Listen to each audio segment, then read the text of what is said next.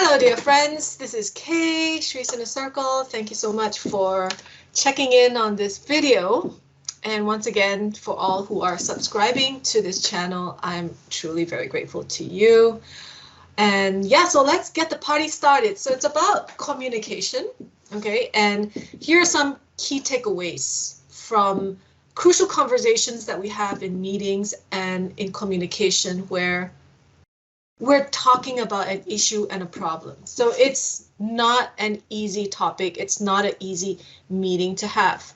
So here are some takeaways for me to share with you. So most of the time, first of all, the first point is don't dive straight into the problem. Okay, we have the tendency to, like in our hearts, we're uncomfortable with pain. Okay, and yeah, I'm always holding a stone, so today it's this stone. You can see here.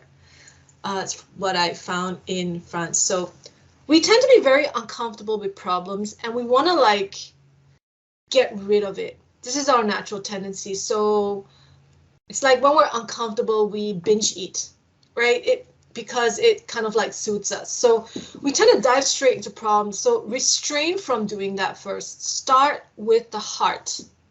Start with the heart. Start with the heart means, okay, when a conversation is tough, but the other party means a lot to you. Like you're sincere about maintaining that relationship with the other party, and the other party, you truly have a genuine, good working relationship, collaboration, but there's something like a difficult issue to talk about, right? Don't start with that difficult issue. Start with expressing and opening your heart. Now, this is not about an icebreaker where you talk about, hey, how's the weather and how your kids. No, it's not that. Yes, icebreakers are important in meetings, but what I'm mentioning here is more about striking a sincere emotional connection, that sincere, heartfelt, and genuine. Okay, like you really mean it. If the other party, whether it's your supplier, your customer, your team members, your children, your partner, whoever it is, right? Start with speaking out loud and sharing be vulnerable to share how you feel about them first, how grateful you are for them with gratitude. So start with that first. And that way you set the tone as in hey, you really mean a lot to me, right? And I'm truly very grateful for da-da-da. Start with this first. Establish the heart connection. But look, if you don't mean it, right? If that person doesn't mean anything to you, if that relationship, that partnership really doesn't mean that for you, then don't fake it. Don't say yeah, I love you so much when you actually don't, right? Be sincere, be authentic. Be authentic to tell the others when you truly are grateful for them, you're sincere, you appreciate their friendship. But if you don't, then yeah, be very businesslike. Okay, so first, before getting into the problem statement, start with the heart. Now, the second point is really important, and that is all about safety. Safety. So why is safety important? When you feel safe, you feel like you can share what's in your heart. Now, when a conversation doesn't feel safe, then we will automatically develop our hormonal patterns will kick in, our adrenaline kicks in, we feel threatened, we feel judged, we feel like we're not being good enough, we feel reproached, reprimanded, we feel patronized, like we're treated like a little kid. Now what happens? You're basically feeling attacked. There's not exactly a pack of wolves that's out there to tear you into pieces. It's not like back in the caveman days when we were really being attacked, but it does feel to the body like we're being attacked by a pack of hounds. Okay, and our body immediately develops this protection syndrome to keep us safe. So we build walls.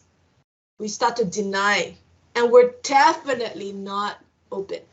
So when safety is being breached because someone is going straight to the problem saying, hey, why did you do this? You know, the person feels attacked. They will retaliate either by fighting you with sharp teeth and claws, or they'll flee away. They'll say, oh, I'm sorry, you know, I got something better to do, bye. Or they'll just slam the door in your face, or they'll be very cold and silent. They'll give you the silent treatment. So this is our patterns of defense mechanisms. It's either we'll fight or we'll flee, right? So before you approach a very delicate, sensitive topic, a problem, make it safe for the other person so that they don't have any reason to feel like they are being abandoned, they're being judged, they're being criticized, they're being treated unfairly, or feel insufficient or inadequate. Because you know that when you're becoming very attacking or focusing on the problem or not choosing the right words, then the other party feels unsafe. And yeah, all these defense mechanisms ends up in a battle of ego of who's right, who's wrong. I'm right, you're wrong, you're wrong, you're right. And it becomes this righteous battle of who's right, who's wrong, or who's more right and who's more wrong.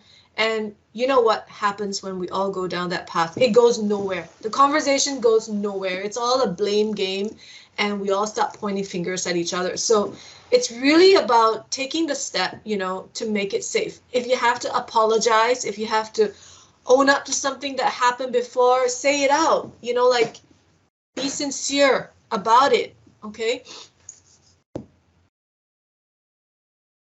Why? Because we have to remember what is the goal and purpose of these conversations. What is the goal for me? What do I want to get out of it? And what do us want to get out of it? You gotta stay clear on what is the purpose of this conversation. Because if we're not clear and we don't stay focused on what we want out of this conversation, what we want to bring our relationship, then if we're not conscious of that, we'll derail. And instead of addressing the problem, instead of finding a solution, we go into the battle of egos of who's right, who's wrong. And there will be no accountability and no co-creation and no sense of shared responsibility. So tip number 3, okay, is that we can use this technique. It's called the don't and do. So what that means is, in order to make the other party feel safe, you can use the don't do statements. So start with the don't. I don't want to find another supplier. You know, I'm really happy with our long-term relationship, and you guys have made a lot of improvements along the way. And this is not what I want to do, is to find another supplier and replace you. I don't want to do that. Okay. I'm asking all of you to take a pay cut, but I don't want to fire you. I do not want to lay off people, right? I want to keep all our headcount, but because of the economic recession, it's really hard job, but we got to do this. But I don't want to lay off people. I want to keep our talent. So start with the don't statements, and then you can do the do statements. What I do want is, as a supplier, we're having these recurring quality issues. Can you please look into it? And we need to fix this and find a solution together. All right, this is not tolerable. So start with the don't and then the do. Now, basically, when you're talking about what I don't mean, what I don't intend, my intentions do not mean this, is you're bringing safety. You're addressing the other party's worst fears. Fears of being replaced, fears of being neglected, abandoned, unwanted. So start with that. Don't and do. Okay, that's a really, really good technique. That's a really good technique. Point number 4. Okay, a lot of times we're driven to firefight and find solutions because we're uncomfortable with ambiguity. We're uncomfortable with discomfort. We're uncomfortable when there's a problem. We want to find a solution. Even if it's a band-aid, it's still a solution. Okay, it's like as if we've solved something and we want to check the box. We want to feel a sense of gratitude, a sense of achievement of having accomplished something. I don't know where that need comes from, but it's a sort of trauma, sort of addiction. Okay, it's a sort of like discomfort. So as a human being, we don't want to be uncomfortable for a long time because who wants to stay in pain? Yeah, want to get out of pain. So that's why we're binge eating. That's why we're watching Netflix. I'm just deviating a little bit, but the importance of not problem solving is really important to address and hear out the other party. Because all too often we're very quick to dish out our advice, very quick to give out advice, solutions, because we think we know the solutions, we think we know better, and we think our solutions are brilliant. It's going to save the day, right? And we spend a lot of times in our heads or with our own teams and figuring out the solutions without really talking to the other party because we kind of like just know it, okay? And we want to show it. We want to show that we know it. We want to show that we're helpful, that we're needy, that others need us, and that we have done so much work. We want to show because we're so needy of appreciation, right?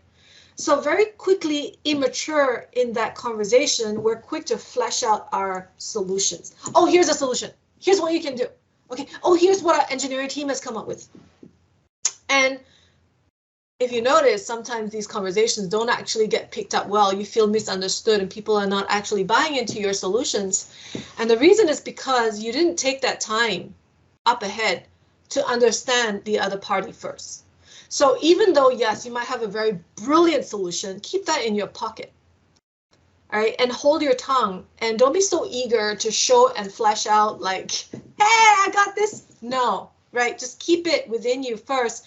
And then take your time to explore and inquire with the other party. What exactly is the solution? What exactly is the problem? Where are the, pain points?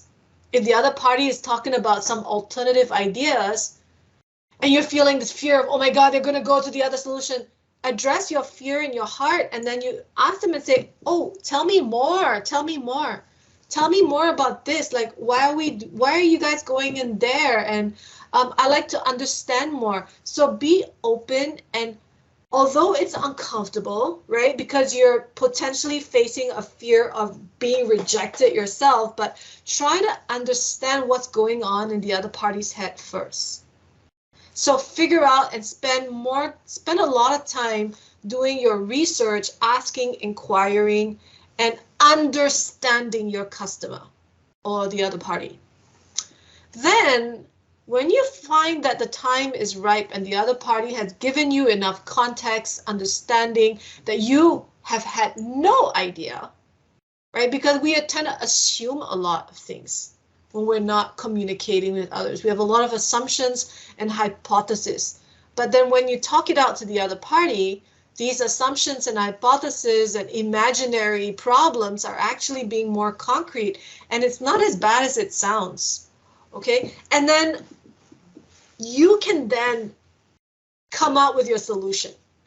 But this time, because you have heard the other party, because you have taken the time to inquire, to understand, to ask questions, be patient, be open, and seek to understand, the way you're going to pitch your solution is now going to be more tailor-made, more customized to the other party's needs because you've already heard them out. So in that way, that's very clever. You're actually buying yourself the time to formulate how your solution will actually work for them because you've actually understood the other party and the other party felt understood, felt heard. And now they want your solution. They're asking for your solution. So it's more a pull. They're asking you for help rather than you pushing out your solution to them. So the next time your daughter says, I don't understand why I have no friends or I'm so lonely, and then you're like, well, it's because you're always on your Facebook and then you should go out and meet. Stop dishing out your advice to your daughter and understand and hear out. Tell me more. Let's sit down. Explain to me, how does that make you feel? And keep quiet. How are you going to let the other party talk if you're just filling in the uncomfortable silence with chitter chatter, chitter chatter? When it's uncomfortable, remain and hold the sacred space of uncomfortable silence. Then the other party feels and takes the cue that now it's my turn to talk. Because that party can be very unreluctant to share their side of the story. But if you take the time to sit down, be patient, and remain open, then eventually the other party will open up and start to tell you how they're feeling. And you're not trying to solve their problem. You're helping them to navigate and find their own solution. When the solution comes from their own mouth, they will take accountability for getting it done because the idea came from them. You might have that idea. That solution is already in your head. But instead of saying, I told you so, and let me tell you how to do things, it can be taken as a very ego approach, like I know better than you.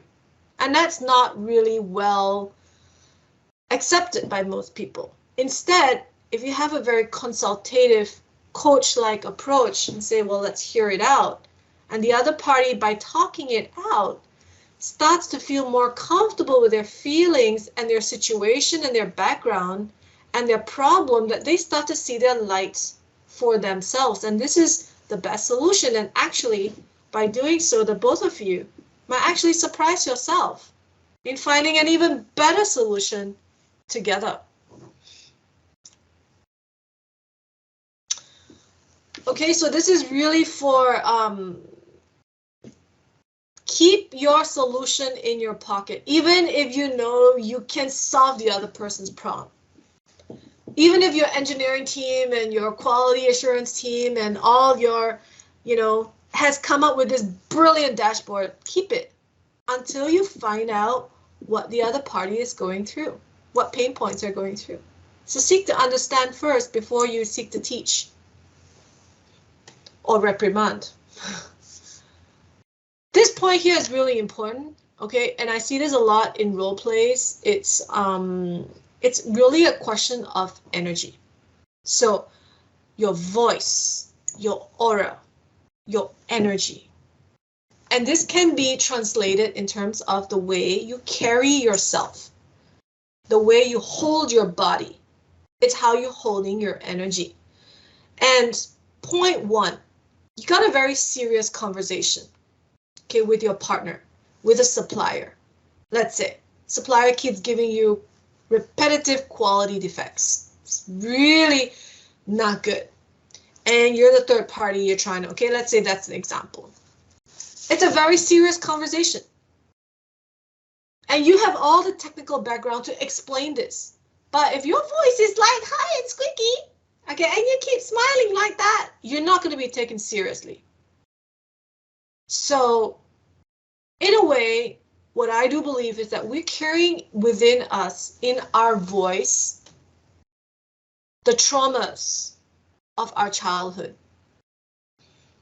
If your parents never heard you or listened to you, you never felt heard, you never felt important, our voice may not carry the pitch of seriousness, gravity, and authority. Instead, we sound childlike. We sound like we want to please. We sound like we're begging someone to listen to us. We don't have that authoritative voice. So, and a lot of it's coming from childhood wounds, okay? And also the ability, your throat chakra not opening up. It's a lot of trauma release. So we're not talking about healing on this video today. It's more about communication. But what you can do is that if you're aware about this and you see yourself speaking like that, lower down your pitch. Okay, this applies to girls as well, ladies as well. Lower down your tone of voice. Lower down the pitch. Let the other person feel your energy. And it's not about being scary and harsh. It's not that. But toning down your pitch of voice presents that level of authority. The other person's going to feel that energy. Do you feel the energy when I actually lower down my tone of voice and I look at you and I leave those uncomfortable silences?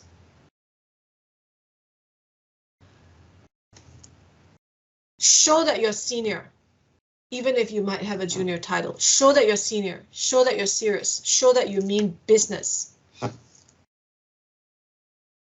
Lower down your tone of voice. 2, all these smiles, sometimes we're smiling out of nervousness. It's nervous smiling. Okay. Some people twitch.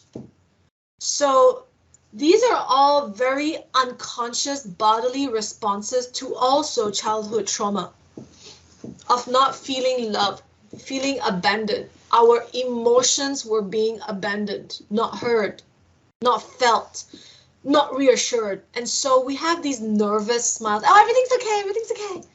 And then you're speaking about serious stuff. Oh, that smile on your face. Very pleasing, people pleaser, need to please, need to get affection, very needy energy, right? That's stemming from a place of not feeling loved as a child, right? So again, this is not a healing topic. Now, I really want to address that in separate topics, but keep your smiles to the minimum if you have a serious conversation to have with your partner, your supplier, your working relationship, whatever. Don't smile. Like, practice being not stern, but being serious. Okay? Because if you keep smiling, but then your voice and your words are saying something else, like, we got a serious problem, it's not aligning. So the other party will not take you seriously. Okay, have you seen dog training, dog obedience training? Especially if you have those very dominant dogs like Huskies, Alsatians, German Shepherds, Rottweilers. They're very alpha dogs, especially males. And so as a dog trainer, you know, you have to have authority over the dog with that tone of voice, that pitch. And if you're smiling like that, your dog is going to sense that you just want to play. And so they're just going to play with you. You're not going to take you seriously. They won't think that you are the master. So it's not about oppressing others, right? But it's about showing that you're serious, setting that tone. Point 3. I see this in the role plays as well. Chins down and talking like this and not really looking at the camera. And very furtively, eyes looking here and there. Okay. So that chin, you want to chin up. It's not about being arrogant and looking down on others, like looking sideways glances or that snickering look or that, you know, that upper lip going up is a very snide, sarcastic, I do not appreciate you and I look down on you and I don't take you seriously look. That people automatically hate, right? I don't even have to listen to what you're saying. You have this kind of body gestures, facial expressions of sarcasm and arrogance. People already hate that. So chin up and confidence, it's not about arrogance. It's about speaking. Say, I own my energy. So ladies and gentlemen, look into the camera, especially if this is a virtual meeting, but even more so in a personal face-to-face meeting, is to chin up, confidence, and look straight, okay? And carry your shoulders back. When your shoulders are hunched in, yeah, and folded in, it's showing that I'm trying to protect something, that I'm feeling guilty and I'm feeling scared and I'm not reassured. So you want to show confidence, and by sitting straight, okay, not hunched like that, sitting straight, carry your energy, shoulders back. because that sets the tone that I am a confident person, and it brings strength. And people are like, we have this animal instinct of wanting to follow the leader. It's a pack mentality. We'll always instinctively look out for who is the leader in the room, especially the one who carries the aura. Okay, so you gotta look the part. So shoulders back, head straight, chin up, be confident, eye-to-eye conversation. That's 3. Okay, another point, and we're gonna close this video, is that what I see a lot in the discussions is I want you to use those words, because words carry energy. Bring words into the conversation that depicts value, and don't cheapen yourself by talking about price. Okay, that's very important. Yeah, I do mean, okay, maybe you really do mean you want to look for the lowest price, but then if you're talking about price, hey, I want the best price, you know, you're cheapening yourself and your company's brand right away. Right away, people feel you're just in it. It's very transactional. It's not at all long-term, strategic, important, none of that stuff. It's just, this is a one-night stand. That's what it is. It's transactional. So then what are they going to give you? They're going to give you very transactional too. So you get what you give. If you bring the energy that is like, yeah, I just want cheap stuff, I just like really transactional, then people are going to give you the cheap stuff, which is of low quality and low value. What you want to instead is you could tell the supplier, right, look, the market conditions call for, and this is where we're pitching this product, is that it's going to be a high volume market, but very competitive. Okay, so in order to secure this niche, and we have a pretty good design from our R&D, we're going to ensure that our production and our price per part is of the best rate. Okay, that way we will definitely secure high volume, there'll be high frequency, but we really do ask for a very competitive economical value in exchange. Because we're such a highly reputed multinational company with good, you know, best-in-class manufacturing practices, we will work hand in hand with you to grow your operations and provide you with the expertise to improve your quality processes and your production line and your, you know, lean and whatever you have. So bring value into the relationship on how you can contribute, right, to compensate for, let's say what you're asking for is the lowest price, but without mentioning the word, I want the cheapest, lowest price. Okay, it's not a haggle negotiation market, like, no. You want to hold yourself with value and esteem, so don't cheapen yourself by being transactional. Be strategic. So with that, guys and gals, okay, you're all doing really well in communication. I just want to wrap it up again. First, right, if you have a crucial conversation to make, please don't jump straight into the problem. Start with the heart by establishing a heartfelt, emotional, genuine, sincere connection. 2, make it safe for the other person. Okay, so before you start getting into the heart of the problem, make it safe. Don't ensure the other party does not feel attacked in any way, or judged, or made to feel guilty or shamed or feel like not enough. Make them feel safe. 3, to make them feel safe, you can start with don't and do statements. I don't mean to say that you're doing a, you know, your performance is bad. Okay, I don't mean that. I really do appreciate your quality of work. However, I do need you to come into the office punctually at a certain time, or it does not show to the other colleagues that you're a team player. What do you think about that? Don't do, right? 4, Even though you have a wonderful solution or product in mind, before you want to jump into problem solving and solve the problem and sell them something, don't be pushy.